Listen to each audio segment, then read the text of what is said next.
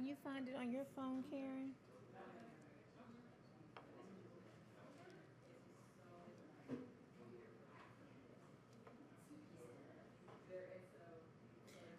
Can you find it on?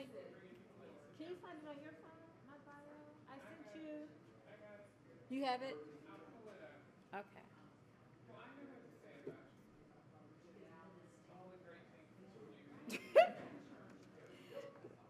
I was just saying because I can't find it.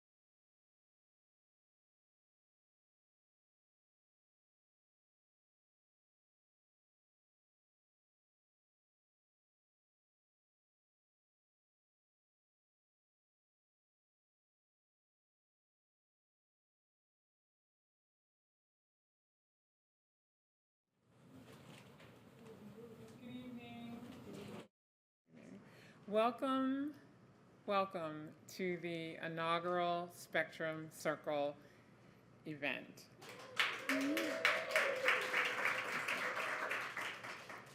This initiative started as an idea over the Christmas holiday.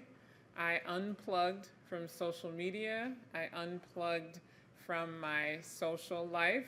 I took 3 weeks to come up with an idea to create a platform that could showcase women and showcase women on the path to the C-suite and to running entities in this country.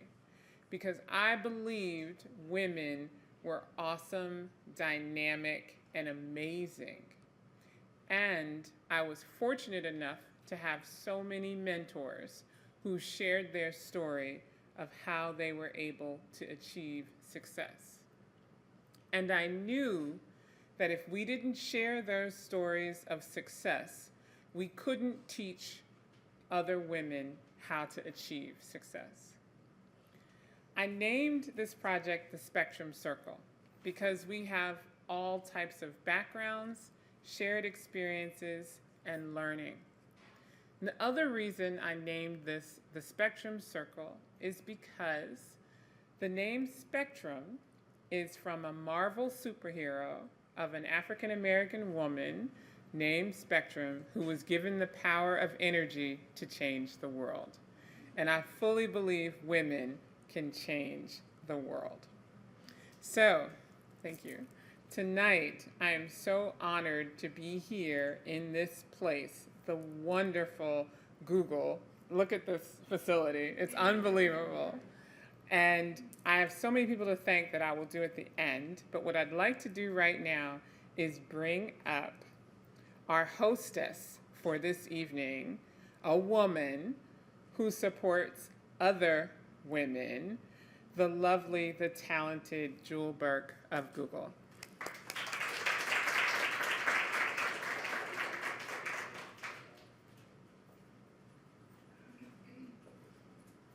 Hello, good evening, everyone. My name is Jewel Burks, and I am Diversity Evangelist / Entrepreneur in Residence at Google. And I'm so happy to welcome you all to our lovely facility today for this program. Karen called me, a few months ago and told me about this vision, and I was so excited to get involved and to help out. So I'm going to do a quick commercial for Google because you're here. So obviously want to tell you about some of the great things that we have to offer. So everyone has a bag in your seats. In that bag you can find a notebook, a pen, but the most important thing is some information. So I know that we have a kind of a mixed crowd of nonprofit leaders and business owners and professional women and men, a few good men out there. But I want to make sure that I give you some tips and some quick things to take home and to share with your networks. All right, so there is information about an academy that we offer. It's called the Accelerate with Google Academy, and it is a 12-week boot camp. Yes, 12-week boot camp to help you understand how to grow your business online and learn a little bit about online marketing. So if you do have a business or a nonprofit, if you have a website at all and you want to know how to get people to your website, that boot camp is designed for that. So it's accelerate-with-google.com. This whole program is sponsored by Accelerate with Google. You can find us on Twitter at Excel with Google. Use the hashtag Accelerate with Google if you tweet about or post on Facebook or Instagram or whatever your social media of choice is. And please do that. We want to make sure that we're spreading this information to our networks for those who couldn't be here with us. And so that's one thing, the Accelerate with Google Academy. We also have a small business supplier diversity program. So if you have a service or product that you're selling and you might want Google as your customer, there's a lot of money here floating around. So if you have something that you can offer to Google, make sure you sign up for our supplier diversity program. You can find more information about that at g.co/supplier diversity, and there's also a one-sheeter in the bag about the program. And again, that's if you want to do business with Google, you want Google to be your customer. You can find more about our small business supplier diversity program. And the last thing is our program for nonprofits. So if you are a nonprofit leader, if you're associated with any nonprofits, make sure you tell them about google.com/nonprofits. This is where they can sign up as long as they're a 501c3 and get some of the programs that I talked about, get that all for free. So Google AdWords, help with Google Apps, so your email and collaboration tools, and as well as Google Grants. So So google.com/nonprofits. That's kind of our suite of products and services for nonprofits. So make sure you spread that. I think those are all the things I wanted to tell you about, but I will be here throughout the program and at the end. If you have any questions, I am your diversity evangelist, so I can kind of spread the good word and tell you all about all the wonderful things that Google has to offer. And with that, I think I'm good.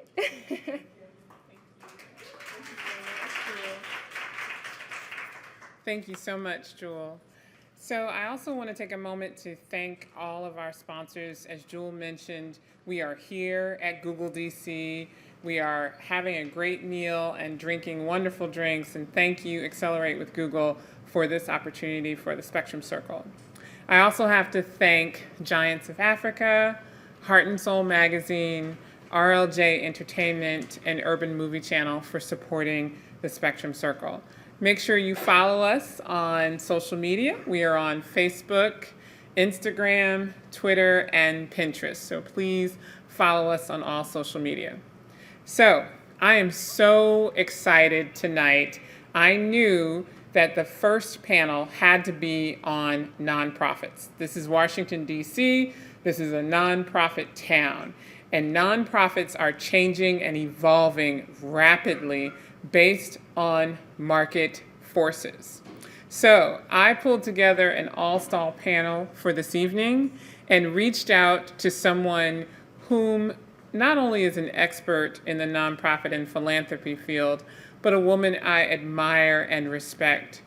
I met Crystal Jackson, our moderator, a year ago in Martha's Vineyard.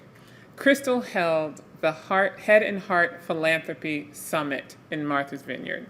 She put together an all-star event of thought leaders to share and talk about philanthropy, giving, and the nonprofit arena. She was so impressive that I came home and told 3 of my mentors how great the summit was and how they needed to be there next year.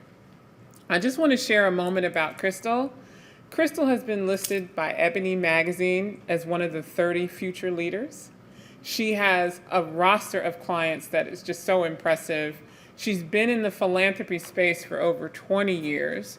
She is a sought-after consultant and expert, and we are so happy and honored. She just got off a plane from Los Angeles 3 hours ago to be here. Please join me in welcoming our moderator for this evening, Crystal Jackson.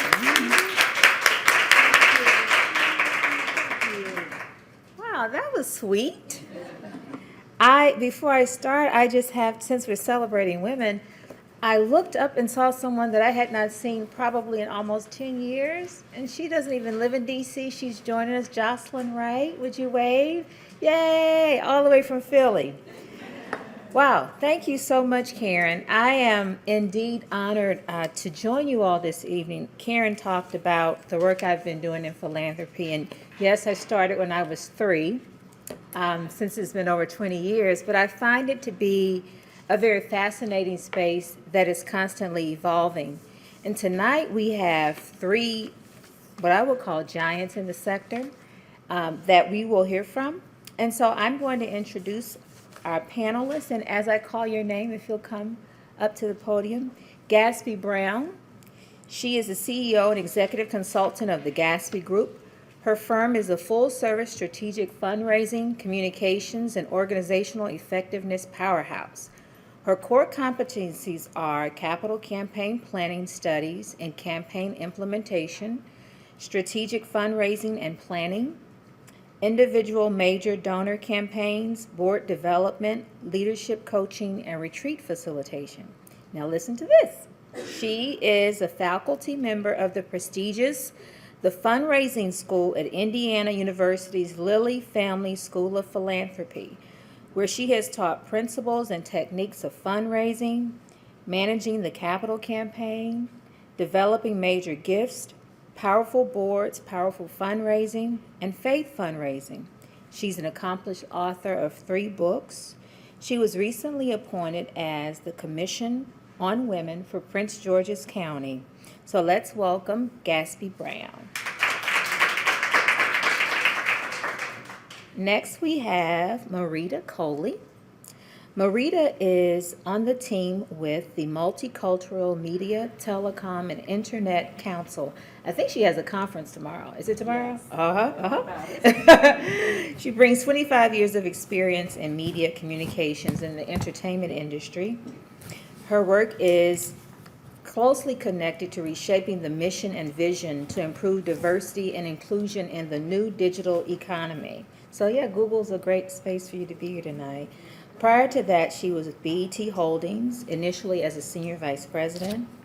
She also served as executive director of the Capital Area Asset Builders, a nonprofit leader in asset building and financial literacy and economic empowerment programs in Washington, D.C. I'm really proud to say that she's a board member of the Daniel A. Payne Community Development Corporation, a faith-based nonprofit organization affiliated with Metropolitan AME Church here in Washington, D.C., where she chairs the Economic Imperative Initiative. Let's welcome Marita. And there's one more, Mayma. Yay! She made it. Mayma is the founder and chief executive officer of the Tiger Lily Foundation and an 8-year survivor of breast cancer. In 2010, she received the Congressional Black Caucus Leadership and Advocacy Award and the Running Start Women to Watch Award for her work with young women and breast cancer. In October 2011, she was appointed to the Federal Advisory Committee on Breast Cancer in Young Women, a committee established by the Affordable Care Act on which she works to develop initiatives to increase knowledge of breast health and breast cancer. On February 28, 2006 at 4:45 p.m., she was diagnosed with stage 2 breast cancer. She had no family history of breast cancer and was only 32 years old.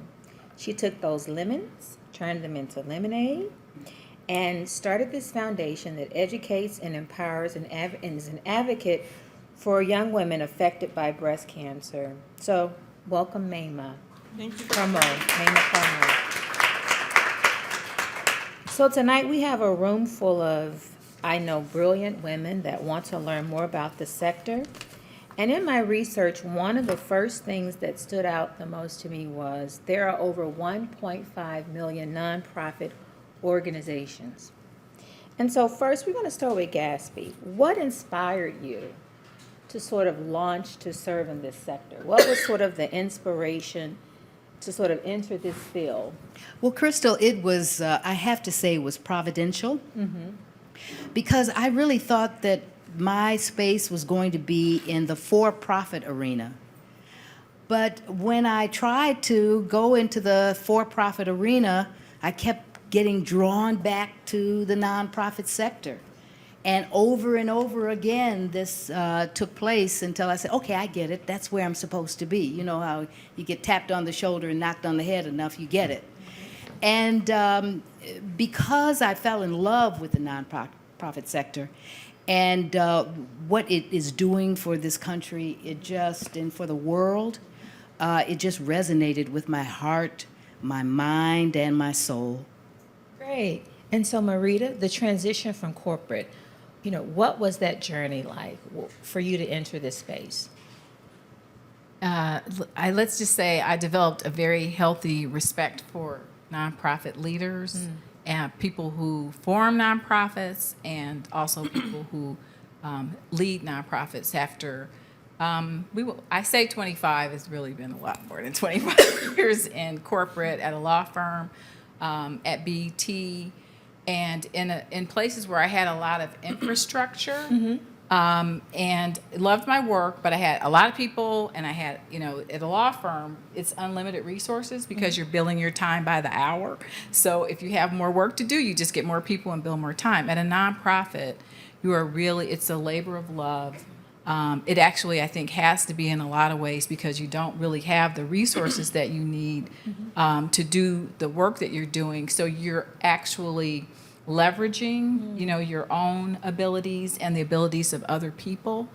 And so I'd say that the transition was sort of dramatic. I've been a partner at my firm, and I ended up I'm very passionate about economic empowerment, and I had an opportunity to lead a nonprofit here that's a leader in economic empowerment, and I took the leap.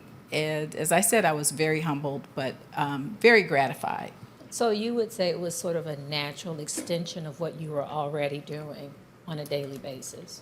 In some way? Well, I had from BET, I had a lot of operations experience Okay. because I did legal for 2 years, but then for 4 years, I actually was the chief operating officer of production and programming. I know we have some BET alum here, Dawn.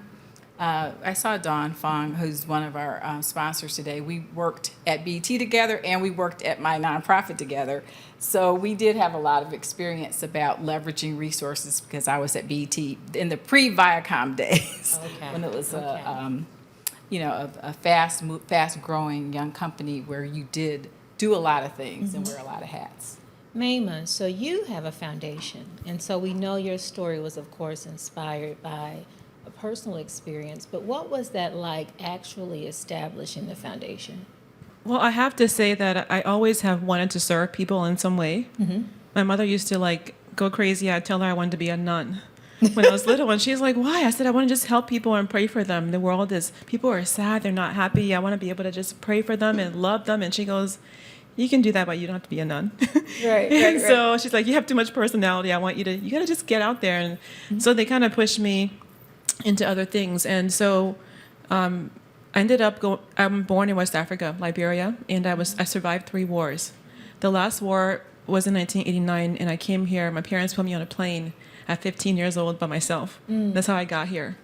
And people were just so warm and loving, to me and my family when we got here. I came alone at first, then my mother, my brothers, my father all came, but again, my parents, even though we had lost everything in the war, they were still asking the church, how can they serve? So I became a Sunday school teacher. Go figure that, right? And then I was doing things for other charities. And so I ended up going to corporate America out of need. Yeah. We had to make money, so I ended up getting, a job at Nordstrom, another job for an accounting service to make money part-time, and then a job for, a law firm. So I had 3 different jobs I was juggling to make money, and if you want the American dream, you have to hustle, and I had to pay for college and did all that. And so, because I had lost everything, my whole goal was to get the dream, to have this, the house, the car, the 1.2 kids, the husband, the everything, right? Yeah. And I'm very driven, so I got all those things. But I never stopped. The little girl who used to ask God how to serve him, I kind of forgot about her because I was focused on material security. And so I got all those things, and I had a daughter, and I was engaged to get married, and I felt so empty still. I had my baby; she was my beacon, but I felt like there was something more that God wanted for me to do, and all I was doing was accumulating money and wealth and things, but those didn't mean anything to me. So I began this series of prayers I put together for over 2 years. I would pray every morning, and I meditate and ask God, if this is not the place for me to be in, this job, which was paying me quite a bit of money, take me out of it, change my life. And I had no idea what I was asking for. But I was really praying this earnest prayer. So I was taking a shower one morning, found a lump in my breast. Turns out it was aggressive breast cancer, but they told me at first it wasn't cancer. So I went undiagnosed for quite some time. And there's a series of things that happened that just kind of made me realize, that no matter how much money I had or, bling or whatever, that my goal on this earth was to find my soul purpose. So I ended up asking God one day, after being angry at him for 3 months from having cancer, because when you have cancer, you can wear wigs and stuff, but at the end of the day, you go home and all this is gone, eyelashes, eyebrows, you lose your breast or a piece of it, and you may not be able to have children and you might die. And so I'm looking at myself in the mirror asking God, okay, I'm like so pissed off at you right now. But if you exist, I want you to show me what your plan is for me. And the next morning I had the vision for my foundation, Tiger Lily. That's kind of how it started. It wasn't something that I knew what to do. I didn't have any kind of training or background. But I have to say that, like most of you women, most of you here, that every step, when you look back, every step that you took before you got there led you to that place where you ended up getting to the nonprofit place and a job, and you were like, oh, I can do this. I can run the books. I can put together a board.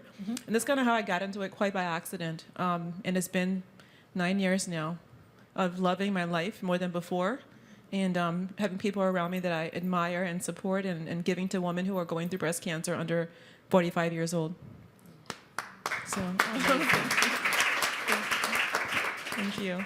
So I've listened to all of you sort of describe your journey, and I'm wondering if there's, possibly an advantage that we as women have in terms of our leadership style in this space. Do you think we have an advantage as women? Certainly in the nonprofit area, our nurturing intuitiveness plays a big role in how we are able to develop staff, how we are able to take little or nothing and make it into something big. Nonprofit work requires a lot of that. And just as women, I was looking at an article from Nonprofit Quarterly, and it said that size, for women in the nonprofit industry, size matters. That got my attention. And it matters because women are very much in the nonprofit space with nonprofit organizations $25 million or less. Yes. After you get from 25 million and above, you find it is it's much more male dominated. And so size does matter. And how that glass ceiling sort of correlates with the glass ceiling of corporate America probably is another case study for someone who can do a deep dive into research. But at the same time, it is overlooking a wonderful, wonderful asset that we have as women, what we bring to the table, both as board members and as leaders of the nonprofit organizations. I like that. Marita, what do you think? What do you think just in terms of what you're saying? As women, do we offer an advantage? I think the advantages are that we have a heart for what we do. I think we're nimble and flexible. We're willing to go the extra mile. And at my nonprofit, we're all women. There's 10 of us. We have our former, our president emeritus who founded the organization, who's a man, but he's a brilliant man because he hired all women. And it is something that I think that we're uniquely, I guess, situated to do, because I think we're able to combine the business aspects of what we do and also just our heart and our passion for the work that we want to see get done. So I'd say yes. And especially what Gatsby was saying, when you're talking about small nonprofits, when you get a nonprofit over 25 million, you're basically talking about a major corporation with generally funding that's in place. And steady, and so I'd agree.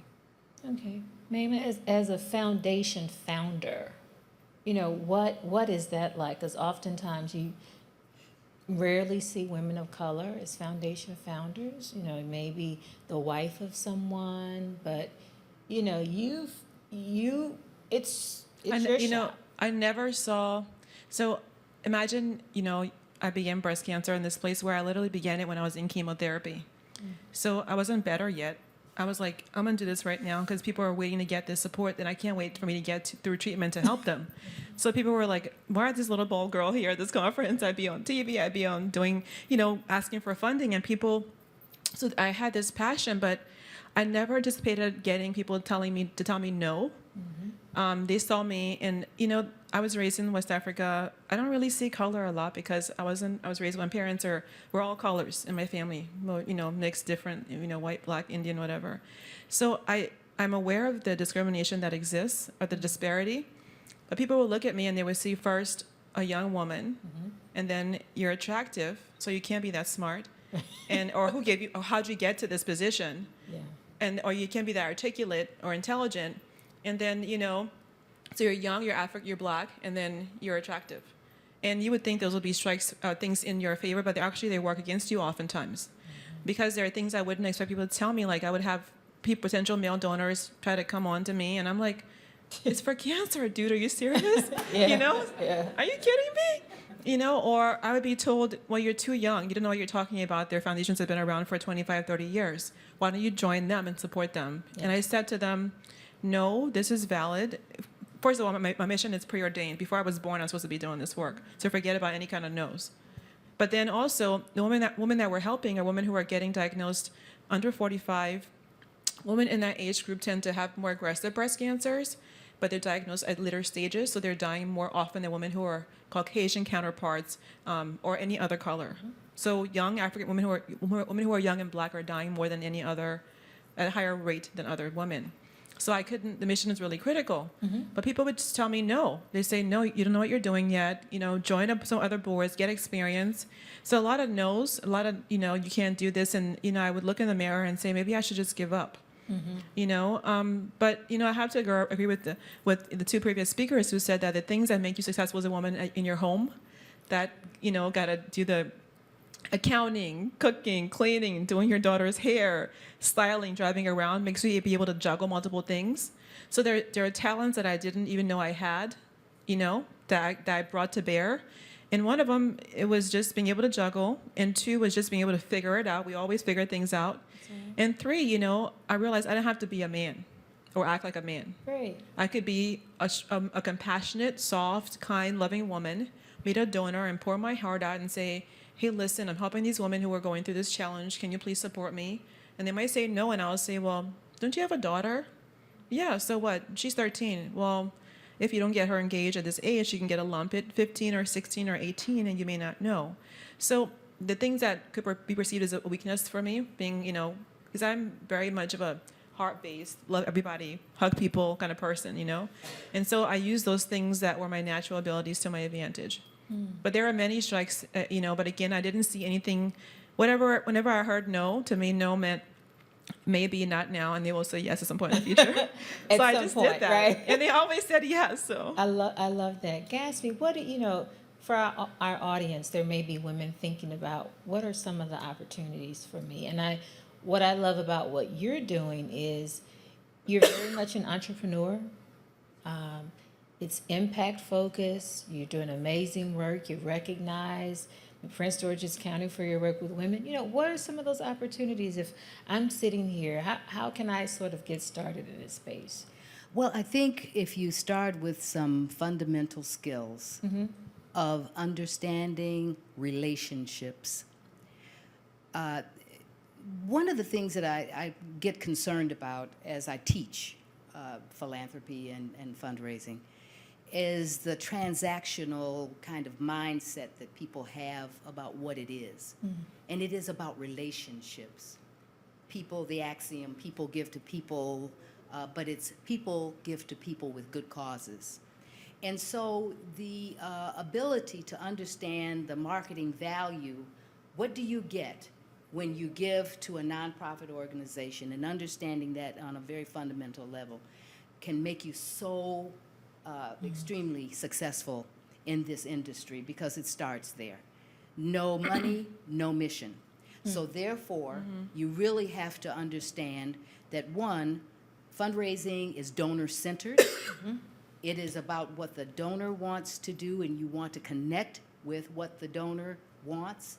Major gifts people in particular, they give because of their need to give, not just because you need their money.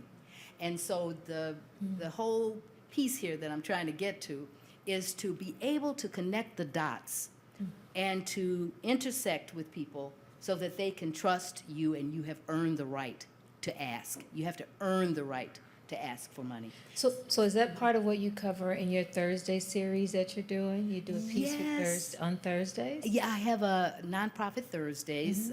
We conduct that for about 80 nonprofit leaders. It's invitation only. It's held at the Penthouse Dining Room of Bank of America, Merrill Lynch. And I have a high-profile speaker come and talk about some aspects of nonprofit leadership or giving.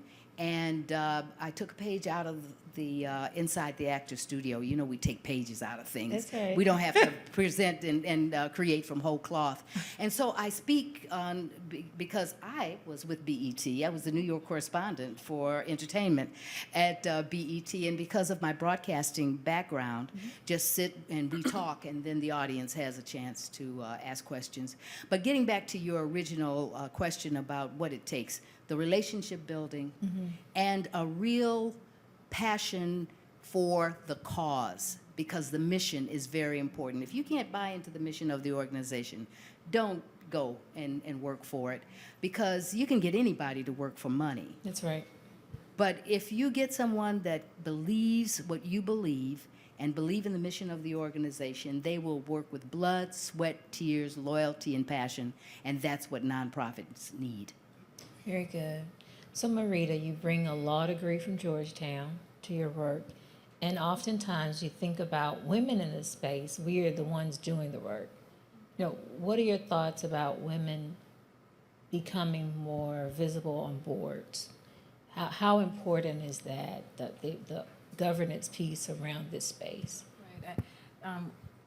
What brought memories back to me about that question we were talking earlier was a former client that I had in the venture capital business, Herb Wilkins, of a company called Syncom that invests in our space. We're in Multicultural Media, Telecom, and Internet Council.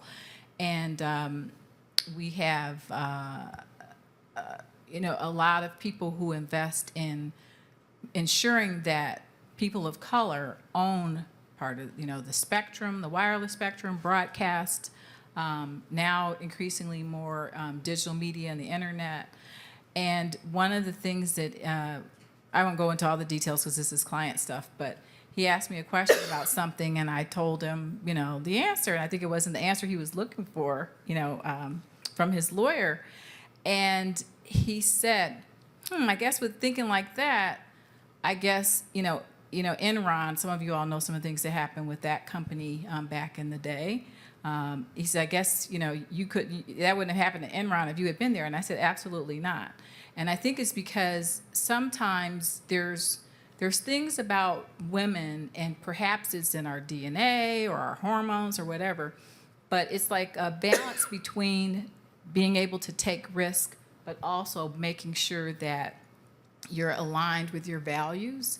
And before I go any further on that, I do want to acknowledge Joe Miller, who is a former staffer at Multicultural Media, and who is I say today I'll give you an honorary woman because we're in the midst of a lot of women, but because Joe has that same kind of passion, so I won't say it's just women, but he has that same kind of passion for making sure that things that need to be done get done, and not necessarily making the most money, although we all love money or whatever, but just making sure that we take care of the things that need to be taken care of. So I'd say in my career, definitely being a woman, having that part of the brain that makes you want to do the right thing has been of a benefit to me and a lot of other women.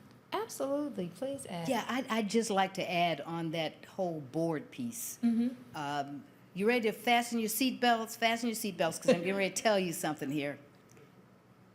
That nonprofit organizations oftentimes get the board that they deserve, not the board that they need. And that's because Explain that. there is a lot of due diligence that needs to take place in choosing your board members. Sometimes you start a nonprofit and you want people that you feel will watch your back. Or you begin to choose friends and relationships built on other things. But there should be a matrix that said, I need someone from finance so that when we are ready to do our audit, we can step up to the plate. I need someone with marketing so that that volunteer leadership can help us do what we need to get done, because we do have fewer resources. We need a socialite who has great contacts and relationships. All of those kinds of things, you get the drift on the kinds of people that should be selected for your board, so that they are coming to the table with the ability to raise money and to understand that there are three things that are required of them according to IRS rules: the obedience of loyalty, obedience, loyalty, and care. Those are the three fundamental rules of IRS corporate law for nonprofits. And so with that, it's just so important. I wrote a small booklet called The 7 Fatal Flaws of Nonprofit Boards and How to Fix Them. And so often the wrong leader is chosen as the chair because nobody else will step up to the plate. You don't have subcommittees on the board, just any number of fundamental pieces that are needed in order for a board to be what is needed. So I just really caution everyone to do the due diligence and make sure that you have the right board, the right people in the right seats on the bus going in the right direction. Great. Maima, when you talked earlier, you talked about your journey with breast cancer and how you were able to overcome challenges as far as Liberia. How has this work changed you? Like, how would you say it's made you better? Well, from a personal perspective, and I want to share this because I think many people live with the idea that they're going to live forever. And they think about if it rains, it's too wet. If it's hot, it's too hot. If it's cold, and little things have the power to rob them of their personal joy. But when you face cancer, when you face being held at gunpoint and being shot at and leaving your country with nothing, your home country, and then you get cancer, you like realize the importance of, like, to me, life's like a sponge. I want to suck it up and enjoy it. And so that's what I give the girls we're helping. It's that gift of knowing that life is about, enjoying the journey and living it and not having any regrets. But I'll say that, one of the things that was hard for me to learn is that everyone doesn't feel the same way that I do. May not be as open-hearted and as loving and as pure-spirited. People often come to nonprofits with their own agendas. And I had to learn that the hard way. That's right. Whether they're friends or family members and they want to help you, I had to learn that you're not helping me, you're helping the cause. Don't look at me. Look at how you can serve these women. And people would get on the board sometimes and commit to raising money, and they wouldn't do it. And I would feel sorry for them, so I would do it. And so I went into this. After 6 years, I was literally having a physical, my body was exhausted. And then I had to ask myself, what am I doing wrong as a leader? I wasn't making my board accountable. I didn't have metrics to measure them. So we had put in place metrics where we sat down in the beginning of the year and said, here's your annual goal, here's your quarterly goal. If you don't meet these goals, then it's not me saying I'm mad at you. It's you signed up to say, you signed paper saying that you're going to make these goals. If you don't make them, you're literally affecting somebody who could get breast cancer and not get the help she needs, whether it's education, services, money for her mortgage. So it was making it less personal and more about the business. And that's something I had a hard time doing at first, making it more business and not about so much of the heart and let's be friends and all get along. I also had to figure out, people that came to the foundation that wanted to be involved, I had to figure out what their core values were. Because we're with our coworkers and our volunteers more than with our family sometimes. So where their values align with mine, what do they want from the foundation? What do they want to give? And for me, it's important to be a servant leader. So were they seeing it that this as a way to own a part of the foundation, to give back? Like, were they going to own the work? Not just own a job, but own it as part of their personal agenda in life to give back. So, looking at their values, seeing how their values were in line with our mission statement, seeing that they were invested, right? This was important. And then we had to create descriptions as if they were job descriptions for volunteers. So they knew what they had to get done, and they were measurable objectives, and they had to get certain things accomplished, or else they would have to be escorted to different tasks. But it's very hard because when you begin this, you began your business, your foundations as a thing of passion, and then you have to turn into managing the books, the board. Sometimes people don't get what they want from you, whether it's a donor or woman you want to help. She might want to get money for her mortgage, and maybe you only have X amount in your bucket, and you get these letters where they're telling you that you don't care about them, and you're like, no, I am you. We have only a finite amount of money. So that's really important as well. I made another note, then I'll stop talking, but I think it's important to make sure that your board, realizes the nonprofit is like a business. And it's managing the finances and the reporting and the accountability is more important than a for-profit business. Because if people are seeing that you're giving you their money and you don't account for it, you misuse it, even if you don't know what you're doing and you're figuring it out, it doesn't really matter. So having the right functions in place, like you said, an accountant, a legal team, somebody who can serve on the committees and do things for you. And then most of all, not doing it all yourself. That was a tough thing for me to learn because I began it on my own and I grew it and I had to give parts away and trust people. So I think that's really important as well. So each of you, I want you to answer this question. You know, what is one of the most effective interventions or organizations that you can think of today, and why? What do you think is working? You know, you hear about the problems in education, there are problems in health, and then you have 1.5 million nonprofits. You know, who do you think is actually getting it right, and why? Well, we get back to size a bit. I am in Prince George's County, and for the longest, the nonprofits, for the majority of the 85% of the nonprofits in Prince George's County didn't have to report 990s because their budgets were $25,000 or less.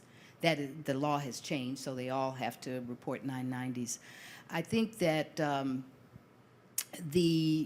if there are so many people that are not having substantial budgets to do the work, they should merge and become partners so that there can be impact.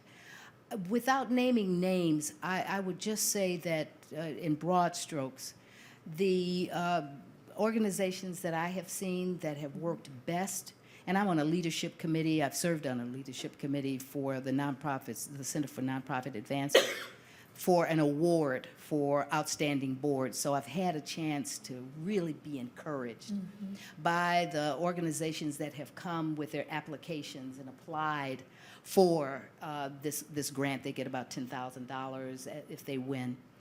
And what I found is when the board is all in, no matter what size, and looking at the impact, they bought into the mission, they are part of the vision, they are all in on the strategic planning and making sure that those strategic plans are implemented, that there is just an enormous difference in the way they step up to the plate. The ones that are aggressive in how they want to raise money and support the organization, unmatched. The boards that step it up and require a higher standard, just unmatched.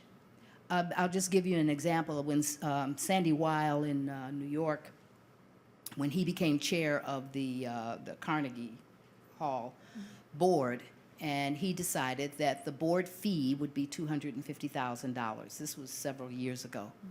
And people thought he had bumped his head. But instead, there was a waiting list of people who wanted to serve on that board. So once again, getting back to the linchpin of success for organizations, one, starting with the board, and then going from there to, of course, a dedicated staff, leadership, the volunteer leadership, the leadership, staff leadership, and that wonderful magic combination of mission, staff, and board, unbeatable. Wonderful, wonderful. And it goes back to what you said in the beginning, relationships. Yes. It's that piece is central to all of that. Okay. Marita, what do you know, Who's getting it right? who's getting it right? There's a lot of organizations I feel are getting it right, but since we have to pick, I'm actually going to pick two. Okay. So one might sound a little weird, but I guess it's because I just got my card in the mail, and you get these cards way before you can retire. But I got AARP is an organization that I think is getting it right in terms of having things lined up in terms of the mission, the vision, the people that you're trying to reach. And because we're starting to work with seniors in our organization on the whole digital literacy area and broadband adoption, because seniors are the largest segment of our community who are not connected, and it's often seniors of color who are not on the internet, they're not able to take advantage of certain kinds of opportunities. So I'd say they're getting right. They're focused. They have an established funding stream. They're innovative. I've worked with their economic empowerment people. They're doing this digital literacy play. So I think they're getting it right. But I also, I went to law school with Mark Morial, who is a lawyer. He's president of National Urban League. And the things I like about the National Urban League is they're unapologetically about the mission of the National Urban League. And it's an organization that, when something happens, whether it's something that happens in Ferguson or, Charleston, or whether it's economic empowerment, or whether it's working with us on broadband adoption and digital literacy, they're focused on their audience, African American, and just really making sure that we're just have the best of all aspects of being what we call first-class digital citizens. So I'd say they're really getting it right. And then both of those organizations are organizations that are bigger than our organization, and something that we aspire to, because they've been around to the point that they understand a nonprofit is a business. And as Gatsby was saying, for those of you who want to go into the area, you do have to remember that at the nonprofit, and I tell my staff this all the time, we love our work, but we are a business, and you have to treat this like a business and not, do the millennial thing and just sort of, show up somewhere. Sorry, millennials. But, we do have to treat it like a business, and it's, aligning your mission or finding donors and investors who are willing to invest in what you want to do is something that, that's more than a notion. So I'd say those two organizations, but there are many. And I would just want to jump in and agree about the National Urban League, because I was the Senior Vice President of Development and Communications for the National Urban League under why Hugh they're so Price. good. They are just so good. Okay, Naima, who do you think's getting it right? There are a few that I can think of, and one I will mention. But before I say that, I think that the ones that last the longest are the ones that find a unique population to support. You can't, there are nonprofits applying for people are applying for nonprofit licenses all the time. And probably as many of them apply a year, lose their status because they can't maintain accountability. They can't maintain visibility through what they're doing. They can't sustain because they're trying to do what everybody else is doing. I mean, people will call me all the time and say, hey, I had breast cancer, I want to begin my own foundation. And I'm like, don't do it. Yeah. Because it's a lot of work.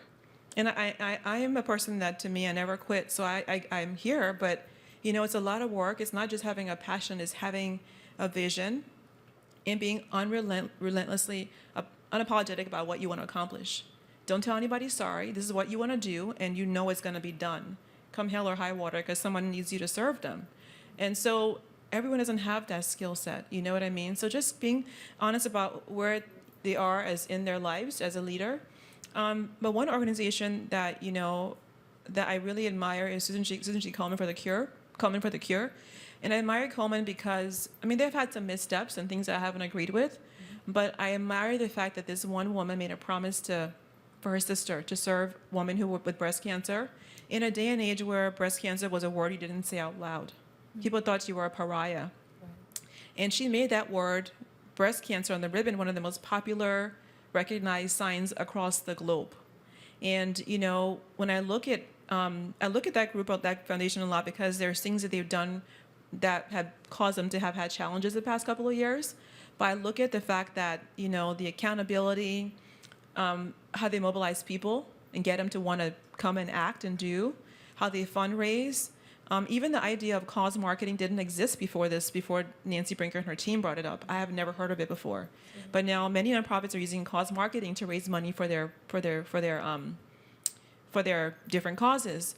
Are you all familiar with cause marketing, what that is? Cause marketing is when you partner with a for-profit business, like let's say you get Kellogg's to give you a portion of their proceeds from all the cereal they're going to sell during October or for the year. Or, for example, KFC will say, I'm going to give you all the proceeds from this for, your cause, or Ford Explorer, whatever. Mm-hmm. So it's getting companies to become responsible socially. The pink ribbon. The pink ribbon. Red. But all those things kind of came after Komen came out. They were actually there before. I didn't know that. The red nose. Many didn't know. Red nose. And the Red Cross, things that the work they've done I admired a lot, because people have been mobilized across the world.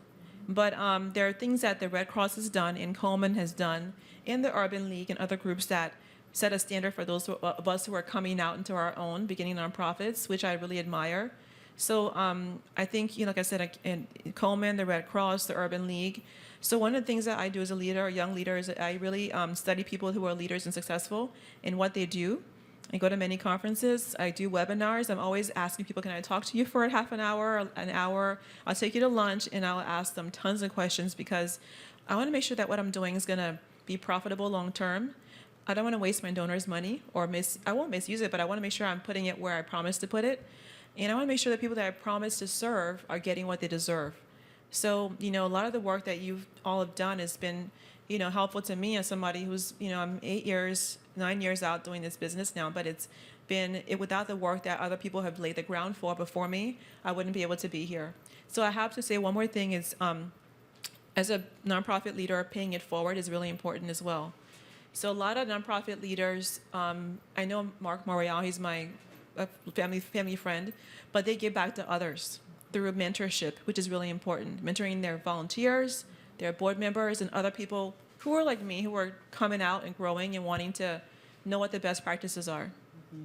And once again, the National Urban League, I was there under Hugh Price and saw a whole sea change of how the board was shifted, and we were able to raise $50 million in a couple of years. Incredible. It was just really amazing. But I think if I had to name one, it would be Robin Hood Foundation. Okay.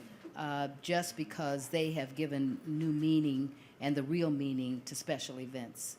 Oh, Many yes. people want to have what they call, quote, fundraisers, which is the dinner, the gala, the whatever. And there's a difference between a fun, F-U-N raiser, a friend raiser, and a F-U-N-D raiser, right? That's so true. So many times, we had this great event. And I said, oh, great, how much money did you raise? Well, So Right. it kind of goes under the radar. But with Robin Hood, with them raising about $100 million for their one special event, that would be the special event that I would say, and the organization that I say is getting that right. Okay, what about UNCF? UNCF is the oldest historical education civil rights organization. Never had a scandal. They've been able to maintain, I would say, a good brand and Right. presence of fundraising. Yeah. They were able to transition from what we call mom and pop to the sort of big corporate. Yeah. And so when you think about organizations like that, they've been around and Absolutely. they're getting it right.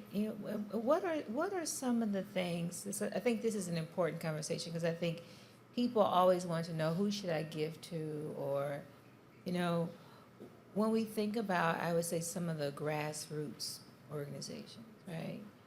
You think about maybe a local mentoring program or a local after-school program.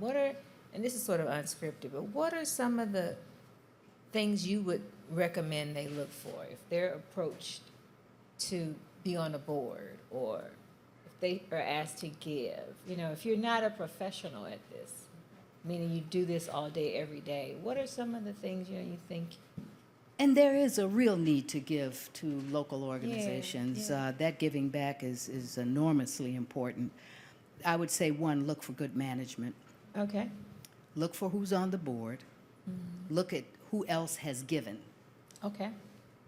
Ask the question about, if I give this, what impact will it have on that? You want impact. Okay. And that gives accountability. You want to see their annual report. And if you want to do a deeper dive, even the annual report should have financials, a consolidated statement within it, financial statements, so that you can see how money is spent. Making sure how they feel about restricted giving. And restricted giving means that if it's a mentoring program, Yeah. and you want your contribution or your gift to be given strictly to girls 8 years and younger, and they have a program for that, you want to make sure that that is done. What are the insurances that they can give you? And then you want to ask about how they feel about donors. How do they treat donors? There's something called the Donor Bill of Rights that is available and has been codified by every nonprofit organization and umbrella organization like Guide Star and the Association of Fundraising Professionals, all this. to get a sense of the values of the organization and how transparent they're going to be with regard to their funding, their operations, and then the management. I think that pretty much sums it up. You know, ask hard questions. We're going to now move into a little Q&A. And so, the first question, and please tell us your name and your affiliation, and thank you for coming. Good afternoon, everyone. My name is Mona Lee Belizaire, and I'm affiliated with myself at this point. That's a good affiliation, right? My question for the panelists this afternoon is there are a lot of, one of the terms that's been floating around a lot is innovation, social entrepreneurship, social entrepreneur, those sort of terms. For someone who is starting out or wants to start a nonprofit or a social enterprise or whatever the case may be, what are some tips that you can provide on how to be innovative or how to set yourself apart from the rest? I'll start, and then first thing, you know what I always tell people? Look for models, you know? Is someone already doing it, right? If what they're doing is effective, don't recreate it. You know, look for ways. I think oftentimes in this space, people, because this is such personal work, I think people want, I'm going to do my own thing. And remember, that's only half of it. The goal is to help people, right? And so if the goal is to help people, it may mean that you should be more collaborative, which is what Gatsby talked about. But I think the space around social innovation, and we talked about this a little bit about this on the phone call, a lot of my work is with social entrepreneurs. They aren't traditional philanthropists. They want ROI and impact, you know? And so I think, you know, I would highly encourage, you know, sitting in here and I was 25 years old, I would think about a company that could do good and do well at the same time, you know, that they would not have to be mutually exclusive. I wouldn't have to have the 501c3 designation, but I would come up with a Tom Shoes or Warby Parker. You know, that's what you want to think about. Those things can be scaled, and people like Marita, you know, with her background in law and business, that's what they want to hear. You know, how can I? So I always try to encourage my younger cousins. One of them is here, Jade Floyd. She doesn't need a lot of mentoring, but I try to encourage, you know, my younger relatives that I know want to be involved to think about how do you create an entity that allows you to do good and to do well. Okay. Hi. So I'm Jade Floyd, the cousin she spoke about. I'm with the Case Foundation and Revolution Venture Capital, and my question for you ladies is, where do you go for inspiration? And that can be anything from, is there a book you're reading? Is there a morning must-read that you're getting in your inbox? Or maybe it's just something in your life that you do, just a part of it, but what's the inspiration that gets you up every morning? I think all three of you should Yeah. answer. Yes. I think for me, every morning I get up, my first thought is like, oh my God, I'm still here. You know, and when you're in chemotherapy, that you go through a point where everything hurts, like your body, your bones, your skin, your walking hurts. You can't even laugh. Your body just aches, you know? So there's a gratitude that I have, a deep gratitude for just getting up and not feeling pain. So I thank God for being alive. So I have this whole thing I do. It's a long, drawn-out thing. My daughter gets so annoyed, like, Mommy, seriously? But I pray first thing. I do a gratitude prayer. So I have a list of things I'm thankful for. And then I do a prayer. Then I meditate with God. So I just sit there and I'm just quiet where I'm asking him to talk to me. So I don't do things like, I don't say I want this, I want that. I always ask, you know, what do you want for me to do? How can I serve you today? And I have over 8 things I get, 8 emails that are newsletters that are from different people, whether it's Joel Osteen or, you know, Christopher Chenoweth, or just things that are coming into my mailbox that are going to feed me spiritually. That's my morning ritual. Then I go work, I run, then I go do my work. But I have this really cool thing You I do. exercise. I run 3 to 5 miles 3 times a week. And I train with a trainer twice a week. and do yoga twice a week. So that's non-negotiable. So putting myself first, because when you're serving people, you tend to serve and give, and you're a mom as well, so you're serving in a capacity where you're doing it out to people that you're serving outwardly, and you're serving your family and your child, and then you often get depleted and run down. And then you begin to resent your work and ask, am I doing the right things? And you're not happy. So after I went through my period of breaking down and going where I was so tired, I was like, okay, I'm doing this all wrong. I got to put my own mask on first, which means, take care of my temple that God gave me, and which, would lead to the, all the other things. So those are great things I do. And then also I have friends of mine that are my accountability partners that serve me in different ways as well. So having people around you who love and support you is truly, really important. Yeah. Marita, was you recommend? I'd say a lot of the same things that, the meditation. I have a morning meditation that I read every night, every morning, But all of the things that Maima said, but in addition, my grandmother, I'm a person who's really into the people who are our ancestors and the shoulders that we stand on. And sometimes there's so much need, but I look at, like, how did the people who were here before us do all the things that they did with so much less than what we have?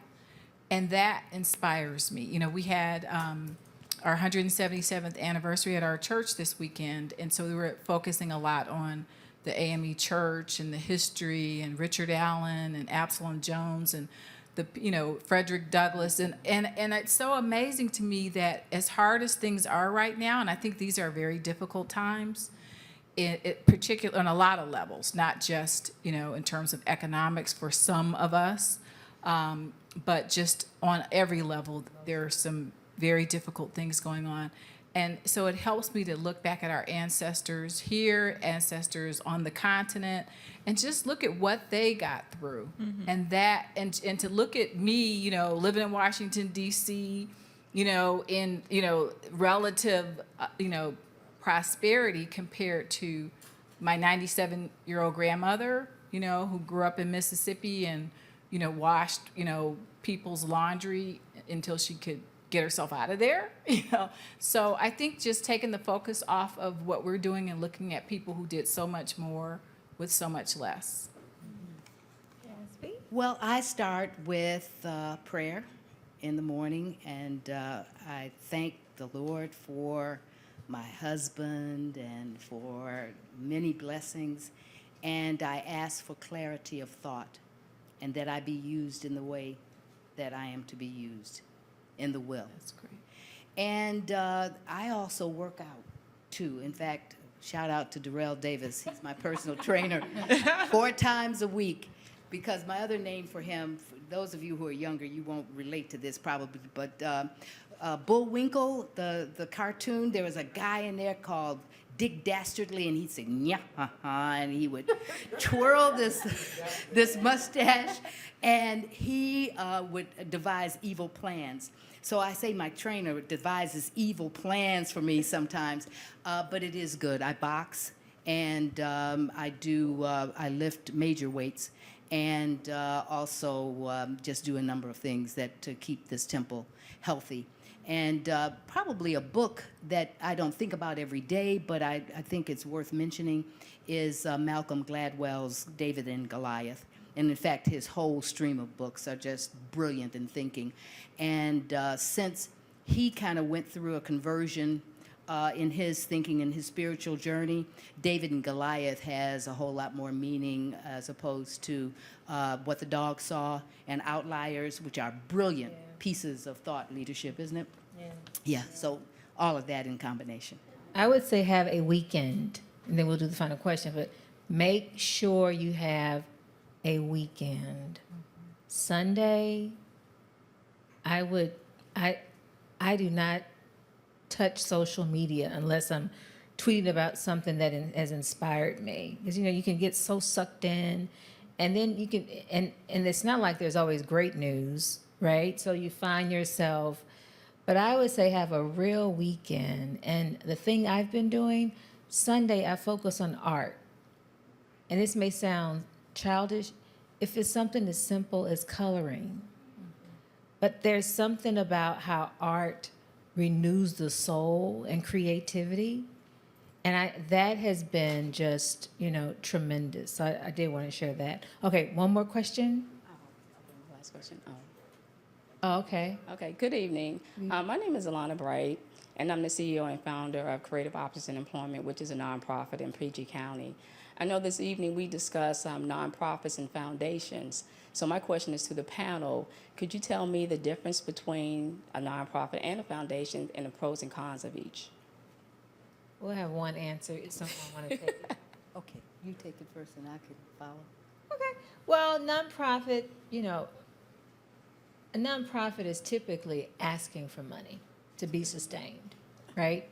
You create this entity where you sort of need others to give to you. Foundations are supposed to do the opposite. They're actually supposed to be the ones that give. And I know a lot of times it's confusing because, say our foundation's raising money, and well, how is that? But that was the original design for the nonprofit, and the nonprofit. Think of the nonprofit sort of as the programmatic arm, like you do the work. Foundations are typically designed to sort of support the work of the nonprofit, which brings in this conversation we had about the difference or the intersection of philanthropy and nonprofit/charity. Like philanthropy is typically the space where people have a lot of money and they want to give. Charities are typically what? On the receiving end of it. So there is an intersection point where they sort of connect, but that's sort of, I would say, the lay language I would use to describe it. Well, you do find in higher learning, like with colleges and universities, there may be a foundation that is set up to help raise money for that college or university. So there are hybrids of foundations. Then you have the 501c3, the 501c4, which are like associations, which a lot of them are here in the Washington, D.C. area, and then 501c6s, who are more lobbying, and they're not as protected under IRS rules in terms of reporting tax exempt. So you've got that going on.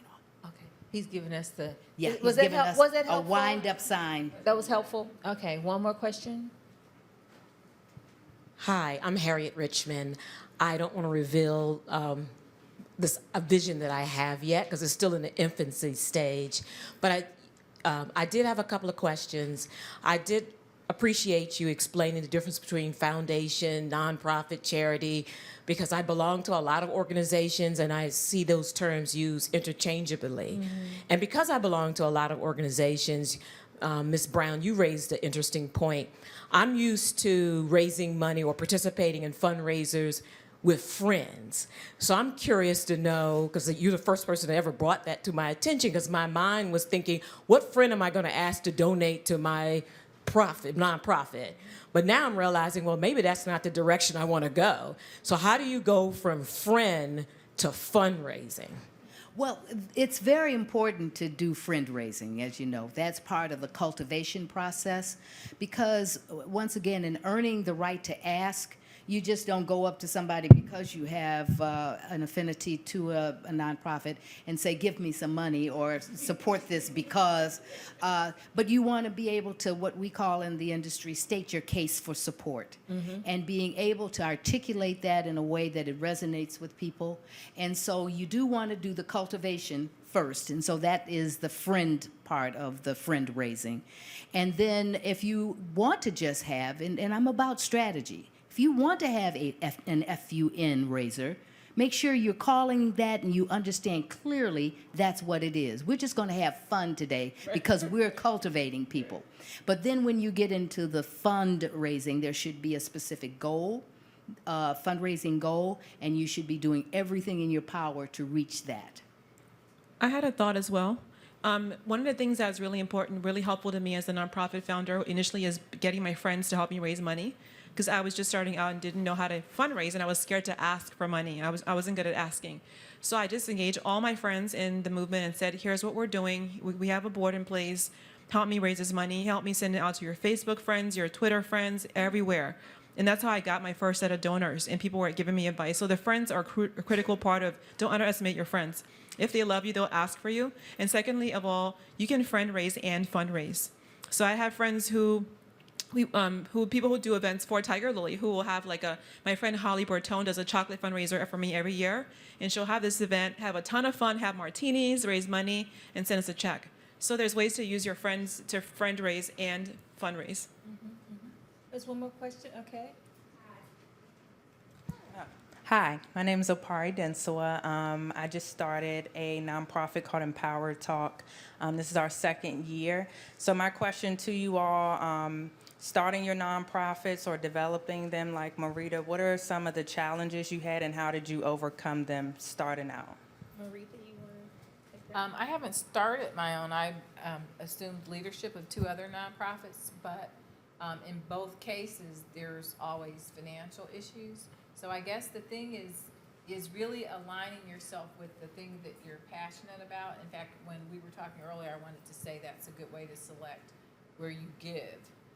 Is there's so much need, so you can't really go wrong in terms of, a sector or an area that you want to, this education, or in my case, it was economic empowerment, and now the organization I'm with is minority ownership and digital literacy. So I'd say that the main thing is looking at, the friends is great when you first get started, but then when you get to a certain level, I think you really do, have to go for, institutional or corporate kinds of investment as you build your organization. You have payroll and that kind of thing. So look at people who are interested in and passionate about the things that you're interested in and passionate about, or look at companies. I was with Capital Area Asset Builders before this organization, and they were focused on helping people to, improve their credit, buy homes, create wealth. And so there were a lot of people in that space who, companies in that space who, even though they're a corporation, they're a bank, or they're, a big corporation, they have an interest in making sure that consumers are doing better in terms of their finances. So look for organizations like that to see who might be really benefiting from what I'm doing, and go after those kinds of companies. I'd also say set yourself up mentally and psychologically with the mentality of abundance rather than scarcity. In the pie chart from Giving USA, which is a very credible resource that we use in the nonprofit industry, $358 billion was given to nonprofits in 2014. 72% of that came from individuals, 8% from bequests, 15% from foundations, 5% from corporations. If you add the bequests and the individual giving, the 72%, that's 80% that's being given by individuals. So my advice would be to really get into the friends, cultivation, making sure that you're asking, and really looking at individuals as a way, and corporate will come in, but that's 5%. And then even that 5% with corporations, 50% of what they give is to repeat giving. Right. So therefore, then your chances are even lower there. So concentrate on where the big picture is, and foundations play a big role too. This has been wonderful. I thank you so much.